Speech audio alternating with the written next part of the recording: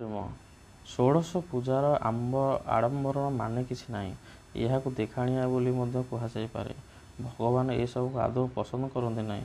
ମଣିଷ ମନର ନିର୍ମଳ ପ୍ରେମ, ହୃଦୟର ତଥା ଆନ୍ତରିକ ଭକ୍ତି ଈଶ୍ୱର ପ୍ରେମ ବୋଲି କୁହାଯାଏ। ସତ୍ୟରେ ହିଁ ଭଗବାନ ଅବସ୍ଥାନ କରନ୍ତି।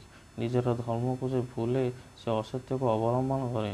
ତେଣୁ ସତ୍ୟ ଓ ଧର୍ମ ଦୁଇଟି ଯାକ ଦୁଇଟି ଚକ ଗୋଟିଏ ରଥର।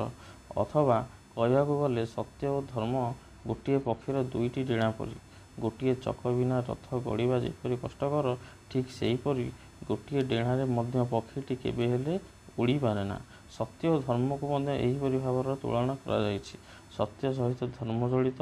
ଜୀବନକୁ ଶୃଙ୍ଖଳିତ କରିବାକୁ ହେଲେ ଏହି ଦୁଇଟି ଯାକ ଆମର ମାର୍ଗଦର୍ଶକ ସାଜିଛନ୍ତି। ଯଦିବା ସତ୍ୟ ସର୍ବଦା ରୁକ୍ଷ ଏବଂ କଠୋର, ଏଥିପାଇଁ ମଣିଷ ହଠାତ୍ ସତ୍ୟକୁ ଗ୍ରହଣ କରିପାରେ ନାହିଁ। ମାତ୍ର ସତ୍ୟ ସର୍ବଦା ସତ୍ୟ, ଏହା ଅସତ୍ୟ ହୋଇପାରେ ନା।